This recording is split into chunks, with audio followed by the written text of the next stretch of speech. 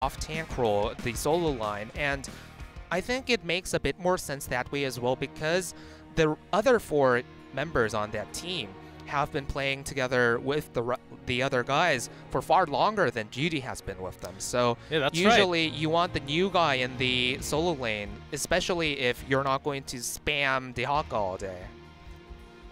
I think with Crazy Moving coming in, because Judy was put into lots of pressure, because of his hero pool issues, Crazy Moving in coming in and really dividing that role between the two is really helping a lot for Miracle at the moment, and because Dami has the ability to hard carry himself since Tempest days. So I think it's really filling in. Of course, talking about Battleground, we'll be moving into Tomb of the Spider Queen, game number 1 draft. Braxis was banned from Tempest and Infernal Shrines banned from Miracle, which means Warhead Junction is open. I doubt that Tempest will want to take things to Warhead Junction, whereas for MVP Miracle, they have been okay with picking into that map on various occasions. Even the last time when they played together, they actually played once on Warhead Junction with MVP Miracle running their patented The Lost Vikings against Tempest Abathur, and that match was pretty interesting. Oh, wow. Morales. Reworked! Reworked Morales. No more mana for Morales anymore. I am looking forward to those grenades from Eyes. If anyone can make some insane plays, especially with some of those new talents that really reward you when you use those grenades correctly, I don't know, I'm looking forward to it. I tried and it was actually very tough. It was actually very tough to get the stacks, to get all the grenades working, especially during the team fight. It's pretty hard. But in pro level, of course, I think it will be different. Let's see what kind of outcome we'll see after second picked Morales. Have not seen that for a long time. I mean, if we're talking about quick match, then I can remember a few games in which I could sort of spam the grenades with the talent that gives you a second grenade if you hit 2 people at once with it. So, like, if you're in a choke point so that they don't move that well, then you can, like, put out insane DPS but just by spamming grenades. I don't know. Morales DPS, guys. Yeah, you heard it from Rally. Yeah, but, like, in competitive play, that's probably not going to happen as often. Miracle picking up Tastar, Lunara, Tyrael, of course, Vala is taken away from Tempest, and this is the kind of team comp that Miracle really had a painful moment against Mighty when Mighty picked lots of Lunaras, because back then Miracle was the one that was playing on Vala, but because of the ranged advantage that Lunara had, Vala was really suffering.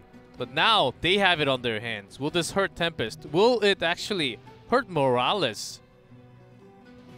Let's see. I think it's mostly on the hands of the player who's going to be playing Morales. Do you think Hyde will be playing it, or Honkano even? I guess we would have to see if it's double support or not. I mean, Honkano also alluded last week that he actually might be moving into the main support role if that happens to be a thing, and Hyde suddenly gets really tired of playing support all the time. And Hyde always wanted to play off support, something else. So, I mean, it could be a possibility.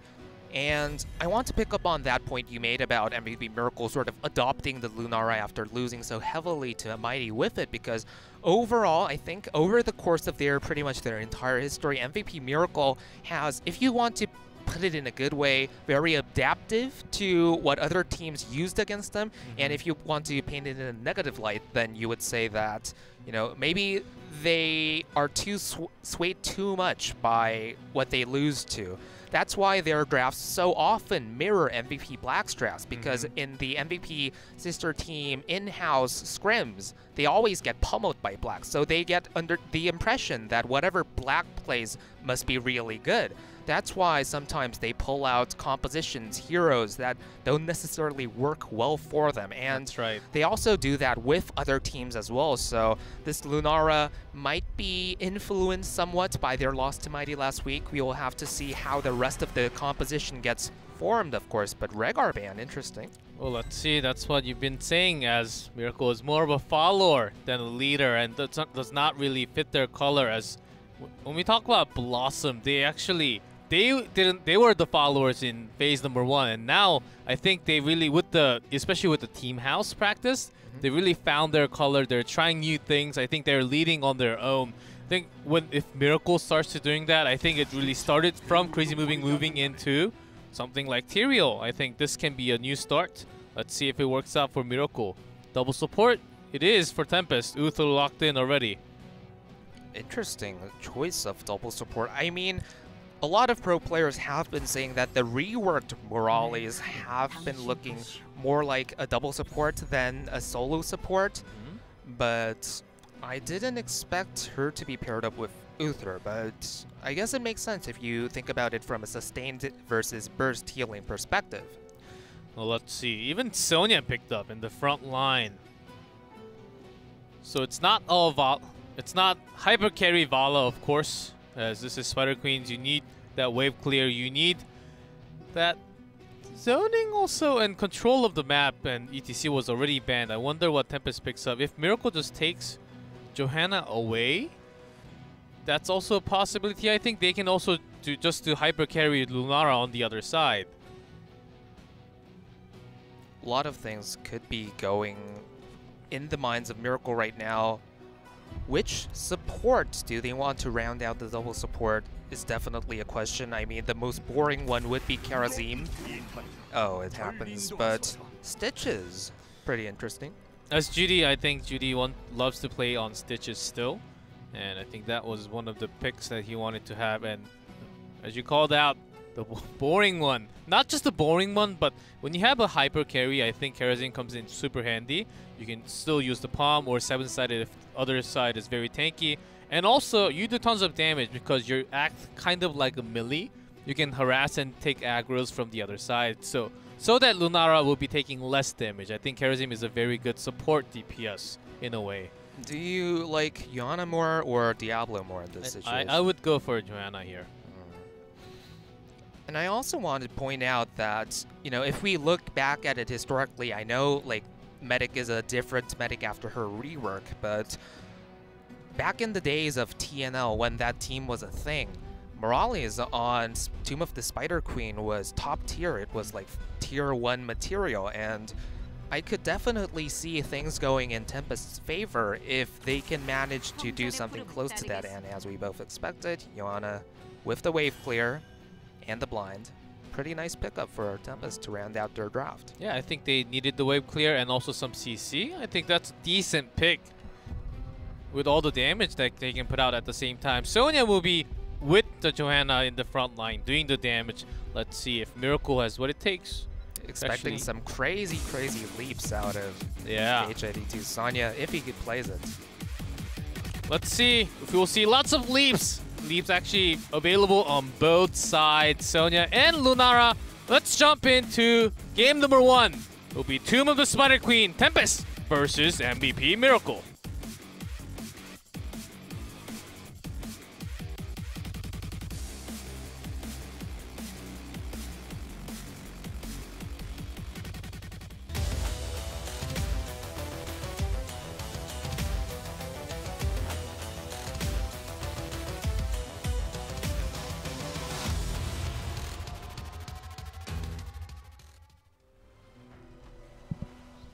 In blue, Tempest. Hide on Uther Honkona on Lieutenant Morales. Lockdown on Vala. Sign on Johanna. H82 on Sonya. And on the right, we see MVP Miracle with Judy on Tyrael, Dami on Lunara, Jaehyun on Karazim, Crazy Moving on Stitches, and Sniper on Tazar. Okay, not as how we expected. See moving on Stitches for the very first time. We'll see. Considering his skill shot accuracy, oh, that was nice. Lockdown, and it was the perfect target. Considering his skill shot accuracy back when he was primarily a mage player, I say back when, like it was weeks ago, but it wasn't even weeks ago. Like 1950, a long time ago. Yeah, but when Crazy Moving has always been good with skill shots and positioning, so, I mean, I could see why he would make for a good Stitches. We'll see the first one. Landed on the right target, and first one usually tells a lot, you know. Let's see. Well, this is okay. A swap. Seems like they're going in all the way, pressuring into the fort. Maybe just pressing on into the fort, but it's going to be a lot slower for Miracle though.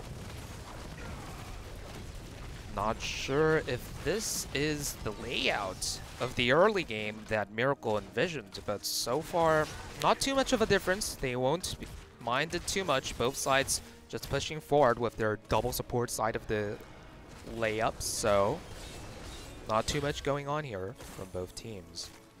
I think the follow-up behind the Stitches pick as Judy is about to go down, barely survives, is to get the hook. They don't have too much CC available. I think Tasta will just go into force wall and try to have the Gorge to just take one out of Tempest and try to have a 4v5 team fight. I think that's the line of thinking there as we have Stitches here. Could have been dangerous for Lockdown just a while ago, but Ancano and Hyde together manages to take everyone out safely. Tasta makes a rotation top setup. This is the weird laning that we're seeing because of so many tools available on both sides for wave clear, and also rotational is very effective. There's nothing like ETC on either side, but ooh, that was close. MVP Miracle's composition would be much more scarier if they had brought along a follow-up CT to those hooks, because some of those hooks have been landing and they were perfectly in dangerous positions for Tempest, but since there wasn't any follow-up crowd control, didn't really lead to any deaths. That's why the more exciting support pick, as we were trying to say in the draft, would have been something like Malfurion or anything really that brings CC, but unfortunately it was the safe and somewhat boring Karazim, so we're not seeing as much early Look at Lockdown, just focus firing on target, not even having to move an inch there, just a little bit to get the kill later on. You saw the healing coming out from Morales. Then for Miracle here, Rally, do you focus Morales? As that is the answer, that is the life of Heroes of the Storm. This is such a do you focus Morales? I'm not do you focus Uther or Vala though? I'm not going to dignify this question with an answer. As I'm sure all the Twitch chat is asking for. Focus Morales, Swift Rage.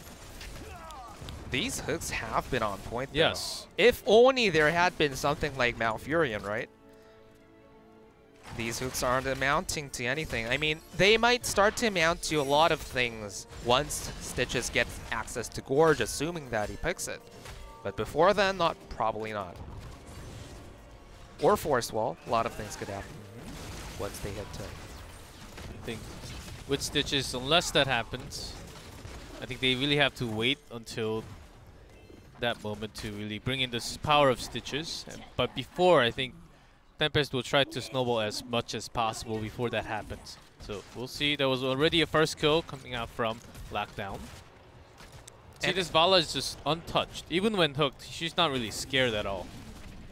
I think I need to praise Lockdown's Vala at this point in time here, because if we think back to Phase 1, where Duk was on the roster, where Modern Life was on the roster, and Vala was very much in meta as well, Lockdown, although he was expected to be the Vala player, it was very often Duk on the Vala instead of Lockdown, because Lockdown wasn't that confident on Vala, and especially when he actually got to play it or agreed to play it, he didn't do very well on Vala. But since then, he has transformed into a very consistent Vala player, I would say, and that has to be recognized by such a veteran player.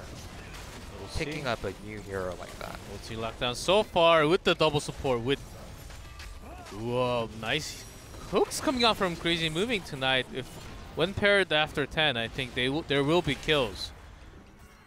But because of such high amount of healing coming out from Morales and Uther whenever the other member is in danger, Morales can just be focusing on Vala this entire game, and Uther can take care of the others. I think that's what you can do with the double support with the Lieutenant Morales, and seeing from Miracle, because there's not much of a threat other than the hooks coming out, because they can't really dive in with Lunara, Tastar.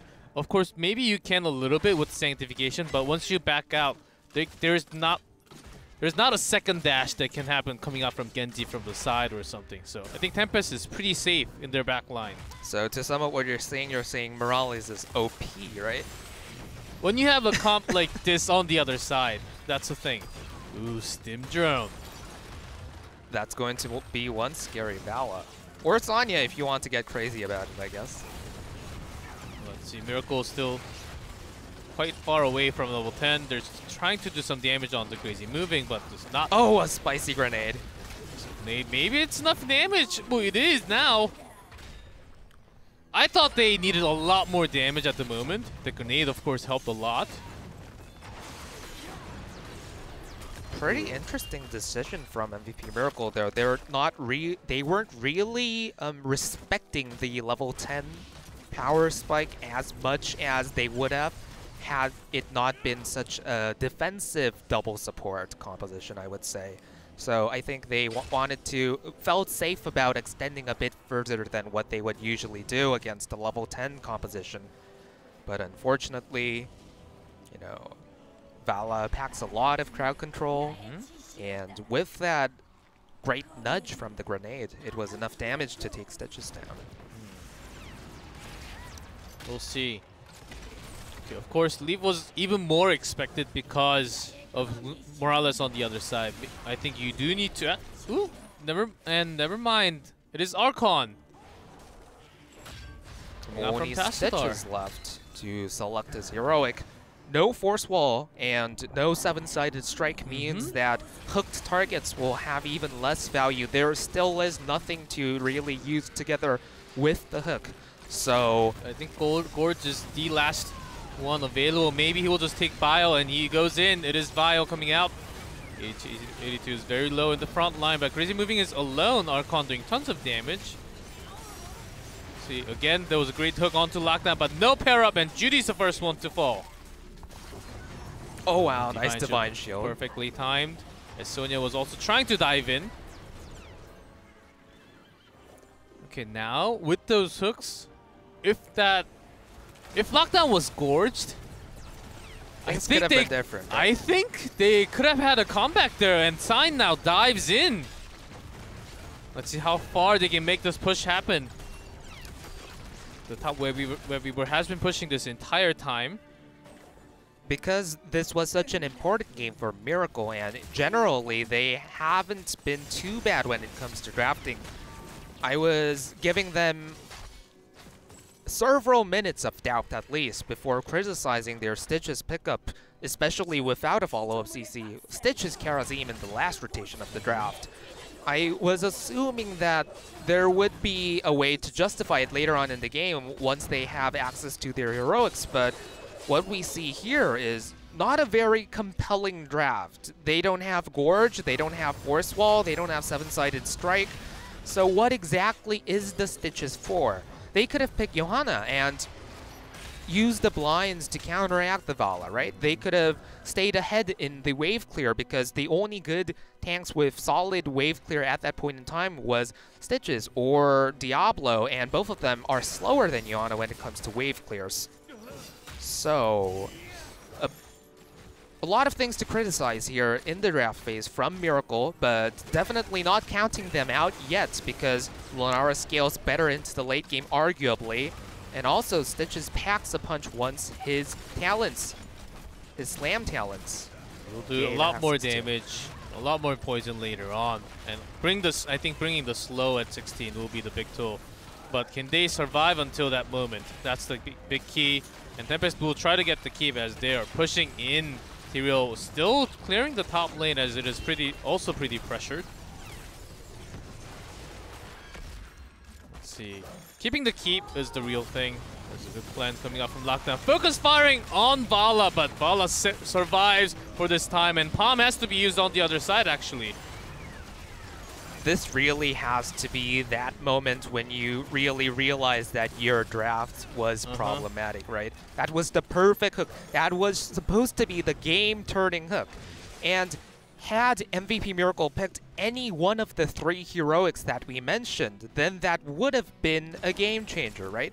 If they had Gorge, if they had seven-sided strike, if they had Force Wall, I think the cleanse was at least sort of bugged because I think the cleanse landed first, but Vala was still dragged. I have to look at the replay, of course, to check that. But since they didn't have any of those 3 key heroics, that's what happens, guys, if you do not focus Morales. If you focus Vala, you do not win game. I mean, you could have even taken Judgment, right? Because so far, Sanctification hasn't been receiving a lot of value, and Lunara immediately falls. Palm was on cooldown. And which means there's no damage coming out. A Blessed Shield for the chase. There's the CC lockup. Wow. Oh, the Poison Spear doing so much damage. Even Crazy Moving may not survive, and he does not. He drops lots and lots of gems. Meanwhile, Tastar does turn in, but it's only going to buy them time. And I believe we talked about this like last week or something, but the rate at which H82 picked up Sonya is pretty much astounding. He didn't used to play it at all, but so far, once he started playing Sonya, he has been looking like one of the best. Divine Shield is available. Tempest shouldn't be too concerned with this aggression. Well, let's see. Still, there was not a single good Sanctification coming out from Judy. If they make some focusing, and with a great sync, and especially with the Lunara late game scaling on that poison damage. Let's see how well those hooks land on, and Miracle with the perfect teamwork. I think they still have a chance. They're not done yet, as they still have all the keeps. They definitely do have a chance, but that chance really becomes a reality once they make it to level 16. They managed to draw out the Stim Drone, but not much more than that. Should mention that they still have access to the keep as well, so overall, MVP Miracle could definitely stall this to level 16, and from then onwards, teamfights will look to be a little bit more balanced. Now Tempest, after taking all the top wave weaver, this is the last one, of course, they have to take care of. But meanwhile, what's the choice the Miracle is going to make? They're making the top rotation. Maybe they're trying to take down the top 4 as they are behind in level. They have to get some structural EXP right now. Ooh, they couldn't even do that, and they just wasted time by going up there. MVP Miracle don't have that much to do right now because they already took their bruiser camp. They don't have enough gems.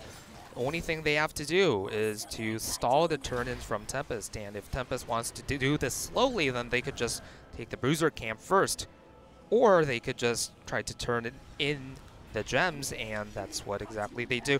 I'm not sure if MVP Miracle was that enthusiastic about trying to delay the turn-ins because they were grouped as a group of 5 with no vision whatsoever on the top shrine, right? Lots of questionable decisions coming out from Miracle, especially after this draft. I think they've really fallen into the trap. Last time they were trying to focus one target, and they used basically every single source of damage onto Vala and could not even draw out Divine Shield at the end, I think. It actually came maybe at the very end, but that was the only source of tool that Tempest had to use. All Morales had to do was to use Q and heal Vala. And use Cleanse, of course. This keep is definitely going to fall. That was for sure the moment they got the turn-in. The problem is, can they defend the bottom keep? That's now, the first keep. 16 was the magic level we were starting to talk about. Of course, it gets much, much better at level 20, but now they can hope to take a fight on equal footing. Well, let's see the hooks. Close. Not this time, man. They need more tools, I think. Not just the Holy Ground, they need a lot more to get the kill after the hooked. As we mentioned all this game, there's no pair up to the hook. So they're not actually afraid to dive in, as Vala doing tons of damage to the keep. Hook is off cooldown again. Looking for the next one. Sign is going in a little more. There's a Holy Ground. Lockdown doing tons of damage onto Crazy Moving alone from the side. We're going to go fully engaged. Hyde is actually slowed and very damaged, but Morales healing.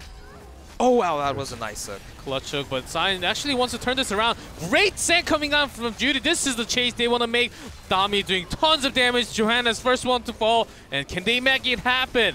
Sonya is delaying some time here as Lockdown seems like he will get cut off. Judy dies to a really nice wave of light from That Uther. grenade did so much damage onto Jaehyun. Can he survive with another dash possibly incoming very soon?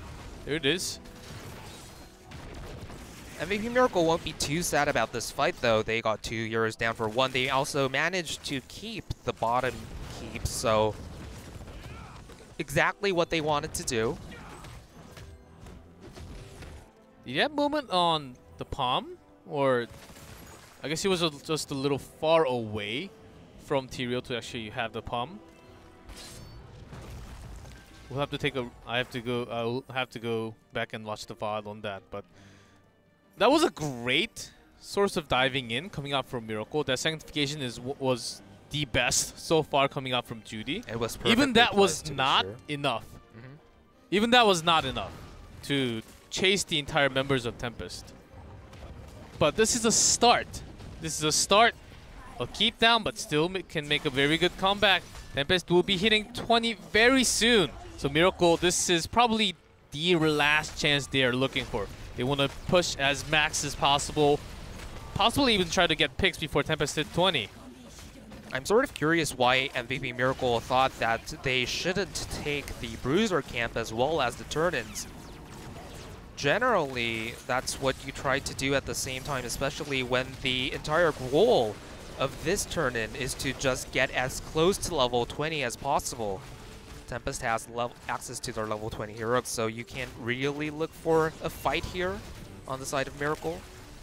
And taking the Bruiser camp might have been taken them a bit closer to that objective. So let's see, as a team fight is about to break off very soon.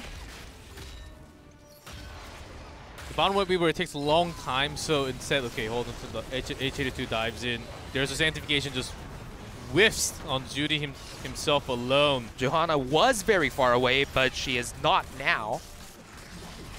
And once that Blessed Shield lands on target, and they will be focus firing, Judy barely survives. That was a close call for Miracle. I can't believe everyone got out of there alive, especially without even having to use Divine Palm. So that's definitely a huge win from MVP Miracle.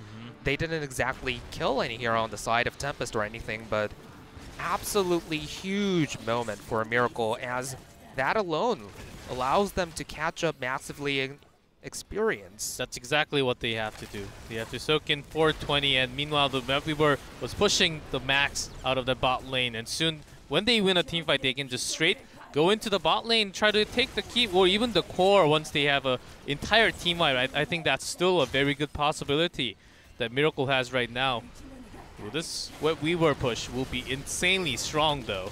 This will be the moment. If MVP Miracle managed to take 20 without suffering too much, then they will actually be ahead in all counts. Both in the team fight, in rotations, everything, simply because Lunara scales that hard. And they will get access to Twilight Archon as well. That will be absolutely huge in any team fights that happen after the level 20 mark. Keep down. Do they back out here? As Crazy Movement hooks in sign, says thank you almost. Okay, Tempest is actually giving some time, giving some room, making a big rotation to top. They want to take all the keeps down and giving some time to Miracle to actually soak in for 20 instead of going for core. Maybe they thought it was a risky decision. Something to think about is that the bottom wave will be huge by the time it arrives at the MVP Miracle core, simply because it started at the doorsteps of Tempest's base itself. So they might want to turn around slowly, make the rotation, and head down to the core right about at this moment, and MVP Miracle know that. Ping! Focus Morales is what Jaehyun is saying, but he's the only one for the moment. They didn't play Bronze Hero League enough. Oh, see, 20's reached. Just going to disengage. That bottom push is real, and will do some damage, but not too much. And meanwhile, of course, Tempest will be going for the boss. Going for the boss. Miracle does realize Judy's already on point. I'm not too convinced that you want to do that against a Stitches and Tyrael, and wisely they decide to back off. not the brightest thing to do when you have 2 keeps down on your side. Of course, you don't need to risk too much when you're winning in macro wars. You're automatically winning the macro wars even if you don't take the boss. So Tempest playing smart here, going for their own camp. They don't have to take this too quickly. Slowly, one by one, together. I think that's what they're trying to do. Sign is there just to spot, just in case Miracle does a secret boss. I would prefer that Tempest also take the 6 o'clock camp, but they decide not to. I think both teams are very aware that the top boss, especially for Miracle, if Tempest takes it, it may just be game over. When Tempest still has 2 forts standing up there. Something also to think about is that MVP Miracle are closing into their next turn in gem count. And if they gain access to that, then MVP Miracle will have some reason to be proactive and have some leverage of pressure on Tempest. So that will also be a slight turning point there, which is why I do want Tempest to start making a move on that 6 o'clock siege camp, which they seem to be doing right now. This is not the worst time to do it, not the best time to do it. The best time to do it would have been a few seconds ago. Yes, a few dozen seconds ago. But if they focus too much here, they will get turned in. And once Miracle actually turns in, and enough for the Wet Weavers, they will have a lot more. Yeah, they will have a lot more pressure in all lanes. That actually Miracle may have chance to access the boss and take the boss. Ooh, it's very risky. So Miracle does not go all the way in. I feel that Tempest could have been much more decisive about these rotations. But so could have Miracles. So both of them, they're playing for a lot. There's a lot on the line here, so I can't blame them for being a bit more careful about what they do. Tense moment. This fight would... For Tempest, if they have a team wipe, of course it will be GG. But Miracle, if they have a full team wipe, they may actually be... If they don't use Sing, and here comes H82 diving in onto Crazy Moving. Focuses onto Stitches. Sanctification does not go up. It is cancelled. And seems like the team fight is already over. They're onto the chase. Tempest is making the way in. Lockdown Stim drones doing tons of damage. This is going to be an easy boss, isn't it? Maybe they could also immediately to the core, so this really depends on what Tempest wants to do.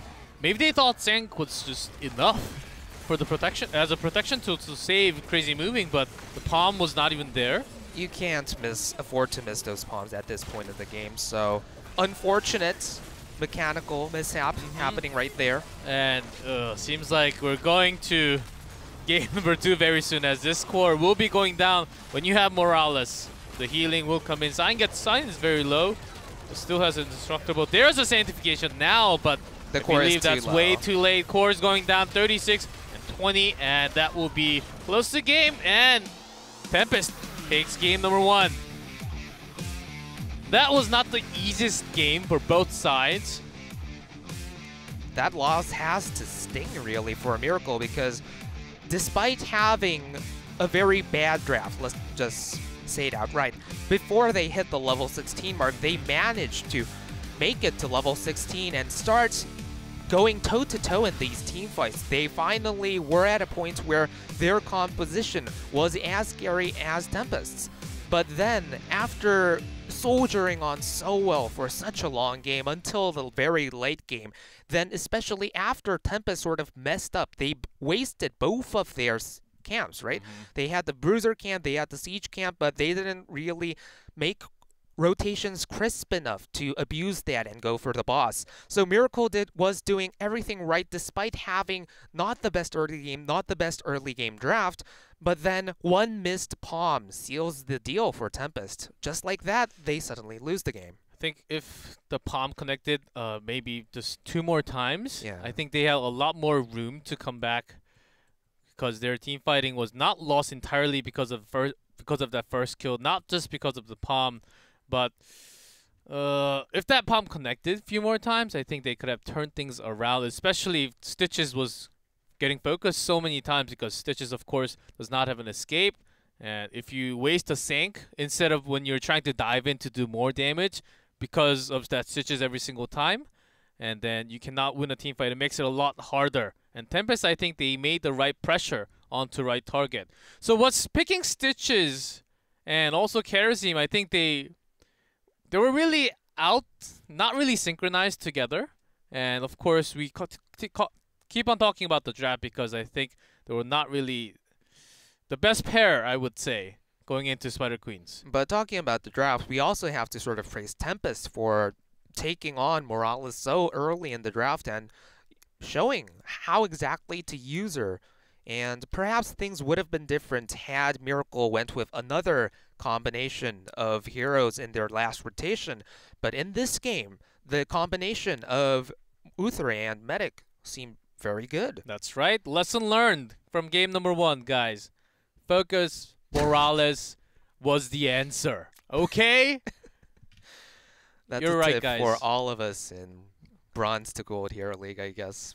But still pretty excited to see what other innovations Tempest will be bringing to the table, because ever since Lockdown stepped into the drafter role for Tempest, I feel that sometimes it has been really off. Sometimes they lose games entirely just because of their draft, and sometimes he messes up simply because he hasn't had too much experience. But overall, I think Lockdown really has a good strategic mind for the draft, and I talked to Sign about this for a while, and he said that when he was drafting for Tempest, Sign's mentality was sort of rooted in the assumption, and oftentimes it was the wrong assumption, that his team was better. We're better, so if we go 50-50 in the draft, we're going to win because we're the better team, and if we don't get a disadvantage in the draft, then obviously we'll win. And I think this mentality sort of carries over from his long tenure on MVP Black, where for a while they could draft like that and always win because they indeed were the better team. But That's unfortunately, Tempest isn't that kind of team. Not even MVP Black is that kind of team anymore. Very nice insight, Riley. And talking about mentality, I think after that game 1, I think it will be very effective, as you talked about MVP Miracle. And oh God, I think it has already started. It has begun, and it cannot be undone. As what? I know. I mean,